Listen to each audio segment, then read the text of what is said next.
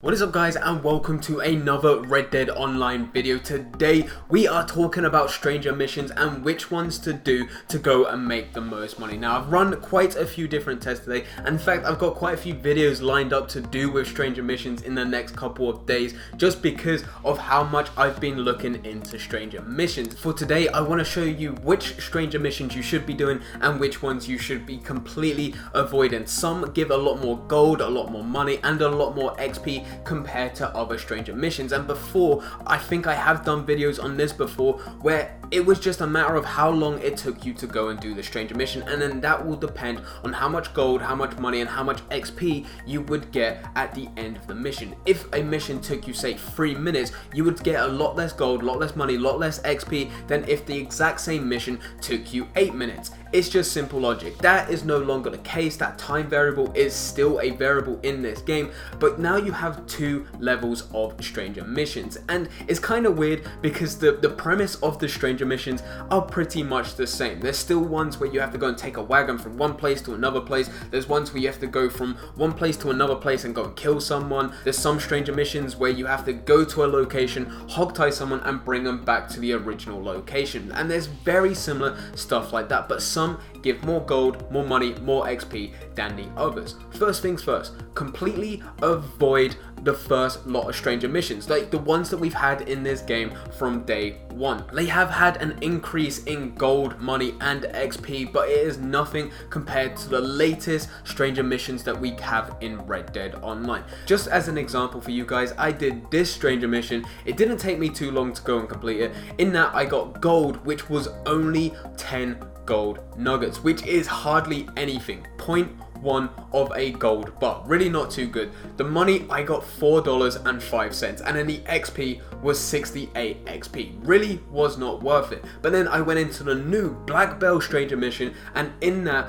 I managed to go and complete that fairly easy. If you've done the Black Bell mission, it does not take too long to go and do, but that took me around about 5-6 minutes, somewhere around there. And in that I got 20 gold nuggets, money was at $13.48, and the XP was at 260 XP. Now the first thing that I want to highlight is that if I carried on going through both of these missions, I would have got more and more money. If that mission that took me say 6 or 7 minutes, if I spent say an extra 5 minutes on top of that, I would have made more money. But the Black Bell stranger mission, that is on average giving out $2 for every minute it takes you to go and complete it. The previous stranger mission, it didn't start the countdown until I got to the location, which is kind of weird. So I had to travel from the point of where I started the stranger mission all the way to the point of where the mission pretty much started, and then the timer went down. So that is valuable time which you are not getting paid for. So that is a big reason on why you want to go for these new stranger missions.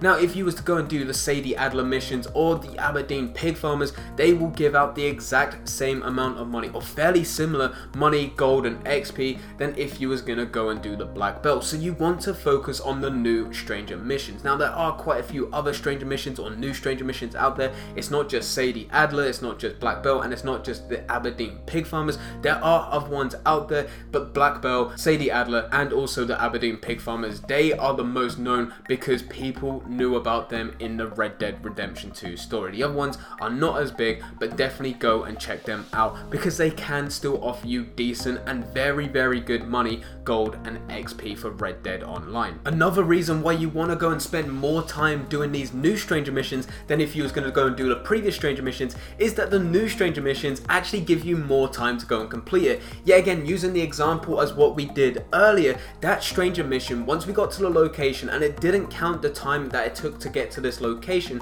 but once we got to that location, it was only giving me 10 minutes to go and complete the mission, which is more than enough time. But if I was someone that was going to go and waste time just so I can get as much money for my time as possible, then it still is better for me to go and do the newer stranger missions than if I was going to go and do the older stranger missions, because the newer stranger missions give me an extra 5 minutes. It takes 15 minutes, or they expect the mission to be done within 15 minutes, whereas the older ones are taking 10 minutes. There are a couple that do take 15 minutes, but yeah, again, that goes all the way back to the previous point, which is where are you getting the most money for your time? And it is still the newer Stranger Missions. So if you want to make the most money out of your time in Red Dead Online doing Stranger Missions, make sure you keep your eyes out for the newer Stranger Missions.